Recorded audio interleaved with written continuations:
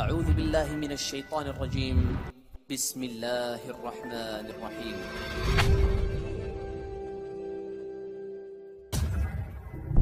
Assalamualaikum warahmatullahi wabarakatuh. Apa kabar sahabat Jannah? Mudah-mudahan kita senantiasa diberi berkah dan lindungan Allah Subhanahu wa taala.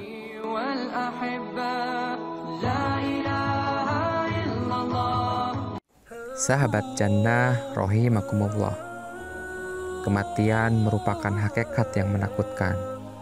Dia akan mendatangi seluruh orang yang hidup dan tidak ada yang kuasa menolak maupun menahannya.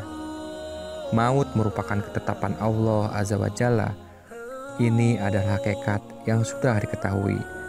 Maka sepantasnya kita bersiap diri menghadapinya dengan iman sejati dan amal soleh yang murni. Allah Azza wa Jalla berfirman, tiap-tiap yang berjiwa akan merasakan mati. Dan sesungguhnya pada hari kiamat sajalah disempurnakan pahalamu. Barang siapa dijauhkan dari neraka dan dimasukkan ke dalam surga, maka sungguh ia telah beruntung. Kehidupan dunia itu tidak lain hanyalah kesenangan yang memperdaya. Sahabat Jannah rahimakumullah. Di dalam video ini, insya Allah akan kami sampaikan beberapa peristiwa yang terjadi di alam kubur, sehingga menjadikan kita lebih waspada dalam menjalani kehidupan dunia ini agar selamat di alam kubur. Namun sebelum lanjut, jangan lupa subscribe dan bagikan sebanyak-banyaknya kepada teman-teman kalian, karena sebaik-baiknya manusia adalah yang paling bermanfaat bagi orang lain. Hadis riwayat Tabrani. Yang pertama, alam kubur menakutkan. Dari Hani radhiyallahu anhu, bekas budak Utsman bin Affan radhiyallahu anhu berkata, kebiasaan Utsman radhiyallahu anhu jika berhenti di sebuah kuburan, beliau menangis sampai membasahi janggutnya. Lalu beliau radhiyallahu anhu ditanya, disebutkan tentang surga dan neraka tetapi engkau tidak menangis, namun engkau menangis dengan sebab melihat kuburan. Mengapa demikian? Beliau berkata, sesungguhnya Rasulullah Shallallahu Alaihi Wasallam bersabda, kubur adalah persinggahan pertama dari persinggahan-persinggahan akhirat. Bila seseorang selamat dari keburukannya, maka setelahnya lebih mudah darinya. Bila seseorang tidak selamat dari keburukannya, maka setelahnya lebih berat darinya. Rasulullah Shallallahu Alaihi Wasallam juga bersabda, aku tidak melihat suatu pemandangan pun yang lebih menakutkan daripada kubur. Hadis riwayat Tirmizi dan Ibnu Majah, dihasankan oleh Syekh Albani. Yang kedua, gelapnya alam kubur. Dari sahabat Abu Hurairah radhiyallahu anhu, bahwa seorang wanita hitam atau seorang pemuda biasa menyapu Masjid Nabawi pada masa Rasulullah Shallallahu Alaihi Wasallam. Rasulullah Shallallahu Alaihi Wasallam tidak mendapatinya sehingga beliau Shallallahu Alaihi Wasallam menanyakannya. Para sahabat menjawab, dia telah meninggal. Beliau Shallallahu Alaihi Wasallam berkata, kenapa kalian tidak memberitahukan kepadaku? Abu Hurairah berkata, seolah-olah mereka meremehkan urusannya. Nabi pun bersabda, tunjukkan kuburannya kepadaku. Lalu mereka menunjukkannya. Beliau pun kemudian mensolati wanita itu, lalu bersabda, sesungguhnya kuburan-kuburan ini dipenuhi kegelapan bagi para penghuninya, dan sesungguhnya Allah Subhanahu wa taala menyinarinya bagi mereka dengan salatku terhadap mereka. Hadis riwayat Bukhari dan Muslim. Yang ketiga, himpitan alam kubur. Setelah mayit diletakkan di dalam kubur, maka kubur akan menghimpit dan menjepit dirinya. Tidak seorang pun yang dapat selamat dari himpitannya. Beberapa hadis menerangkan bahwa kubur menghimpit Sa'ad bin Mu'adz radhiyallahu anhu. Padahal kematiannya membuat aras bergetar, pintu-pintu langit terbuka, serta malaikat sebanyak 70.000 menyaksikannya. Dari Ibnu Umar radhiyallahu anhu bahwa Rasulullah Shallallahu Alaihi Wasallam bersabda, inilah yang membuat aras bergetar, pintu-pintu langit dibuka dan disaksikan oleh 70.000 malaikat. Sungguh ia dihimpit dan dijepit oleh kubur, akan tetapi kemudian dibebaskan. Disahihkan oleh Syekh Albani rahimahullah. Yang keempat adalah fitnah atau ujian kubur. Jika seorang hamba telah diletakkan di alam kubur, dua malaikat akan mendatanginya dan memberikan pertanyaan-pertanyaan. Inilah yang dimaksud dengan fitnah atau ujian kubur. Dalam hadis sahih riwayat Imam Ahmad rahimahullah dari sahabat-sahabat, Rasulullah Shallallahu alaihi wasallam bersabda, kemudian dua malaikat mendatanginya dan mendudukannya. Lalu keduanya bertanya, "Siapakah Robmu?" Si mayit menjawab, "Robku adalah Allah." Kedua malaikat itu bertanya lagi, "Apa agamamu?" Si mayit pun menjawab, "Agamaku adalah Islam." Kedua malaikat itu bertanya lagi, "Siapakah laki-laki yang telah diutus kepada kamu ini?" Dia pun menjawab lagi, "Beliau utusan Allah." Kedua malaikat itu bertanya lagi, "Apakah ilmumu?" Dia menjawab, "Aku membaca kitab Allah. Aku mengimaninya dan membenarkannya." Lalu seorang penyeru dari langit berseru, "Hambaku telah berkata benar. Berilah dia hamparan di surga, dan berilah dia pakaian dari surga. Bukakanlah sebuah pintu untuknya ke surga." Maka datanglah kepadanya bau dan wangi surga, dan diluaskan baginya di dalam kuburnya sejauh mata memandang.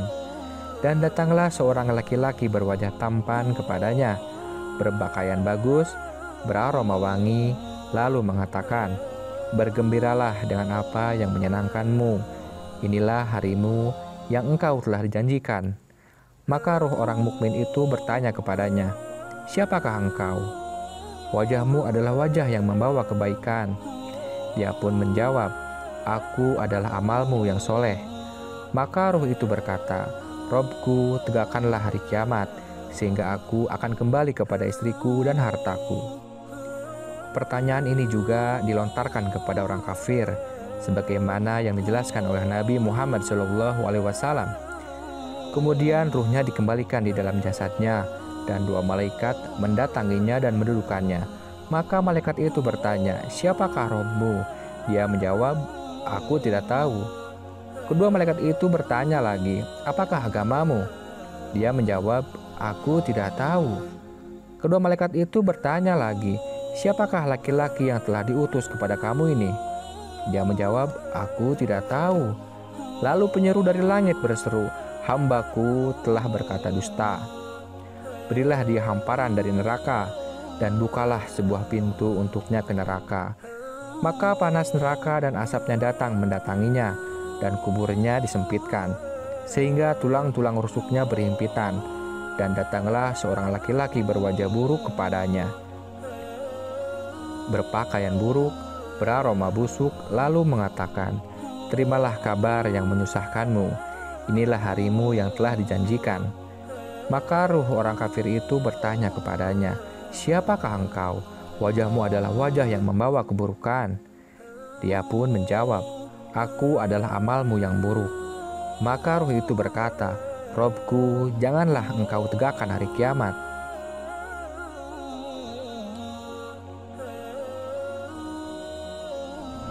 Lalu, sebab-sebab siksa kubur. Sebab-sebab yang menjadikan seseorang mendapatkan siksa kubur ada dua bagian, yang global dan juga yang rinci.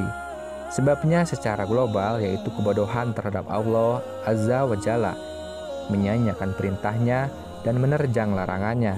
Sedangkan sebabnya secara rinci adalah perkara-perkara yang dijelaskan oleh nas-nas sebagai sebab siksa kubur. Di sini kita akan sebutkan di antara sebab sehingga kita bisa menjauhinya. Yang pertama yaitu namimah, yaitu menyampaikan perkataan seseorang kepada orang lain untuk merusak hubungan mereka. Yang kedua, tidak menutupi diri ketika buang hajat. Yang ketiga, gulul, yaitu mengambil harta rampasan sebelum dibagi oleh imam. Yang keempat, dusta. Yang kelima, memahami Al-Quran namun tidak mengamalkannya. Yang keenam, zina. Yang ketujuh, riba. Yang kedelapan, mayit yang ditangisi keluarganya jika mayit tersebut tidak melarang sebelumnya. Hal-hal yang menyelamatkan dari siksa kubur Perkara yang akan menyelamatkan seseorang dari azab kubur adalah orang yang mempersiapkan diri sebelum menghadapi kematian yang datang tiba-tiba. Di antara persiapan menghadapi maut adalah segera bertaubat, menunaikan kewajiban syariat, memperbanyak amal soleh, memperbaiki akidah, berjihad, berbuat baik pada orang tua, menyambung silaturahmi, dan amal-amal soleh lainnya. Dengan amalan tersebut, Allah Azza wa Jalla memberinya jalan keluar dari setiap kesulitan dan kesusahan. Sahabat jannah rahimakumullah, namun ternyata ada orang-orang yang terpelihara dari ujian dan siksa kubur. Sebagian kaum mukmin yang melakukan amal-amal besar atau tertimpa musibah akan terjaga dari fitnah dan ujian azab kubur. Di antara mereka, yang pertama adalah orang yang mati syahid. Diriwayatkan, ada seorang laki-laki bertanya kepada Rasulullah SAW, "Ya Rasulullah, mengapa kaum mukmin diuji dalam kubur kecuali yang mati syahid?" Beliau pun menjawab, "Cukuplah baginya ujian kilatan pedang di atas kepalanya." Disahihkan oleh Syekh Albani. Yang kedua, seorang yang gugur ketika bertugas di jalan Allah. Rasulullah SAW bersabda, "Setiap orang yang meninggal amalnya ditutup, kecuali yang meninggal ketika bertugas jaga di jalan Allah. Amalnya terus tumbuh sampai hari kiamat, dan ia akan aman dari fitnah kubur." Hadis riwayat Tirmizi dan Abu Dawud. Yang ketiga, seseorang yang meninggal hari Jumat. Dalam hadis Abdullah ibnu Amru, Nabi Muhammad SAW bersabda, "Setiap muslim yang meninggal pada hari Jumat akan dijaga oleh Allah dari fitnah kubur." Hadis riwayat Ahmad dan Tirmizi. Dan yang keempat, seseorang yang meninggal karena sakit perut. Abdullah bin Yasar radhiyallahu anhu berkata, "Aku pernah duduk bersama Sulaiman bin Sa'd. Mereka menceritakan bahwa ada seorang lelaki yang meninggal karena sakit perut. Keduanya ingin menyaksikan jenazahnya. Salah satunya mengatakan kepada yang lain, 'Bukankah Rasulullah SAW bersabda, orang yang meninggal karena sakit perut tidak akan diazab di dalam kubur?' Yang satunya menjawab, 'Engkau benar.' Hadis riwayat An-Nasai dan Tirmizi, disahihkan oleh Syekh Albani rahimahullah. Sahabat jannah rahimakumullah, demikianlah peristiwa-peristiwa yang akan terjadi di alam kubur kelak. Kita sebagai umat muslim wajib mempercayainya, dan mudah-mudahan kita bisa terhindar dari fitnah kubur yang begitu mengerikan. Wallahu a'lam bishawab.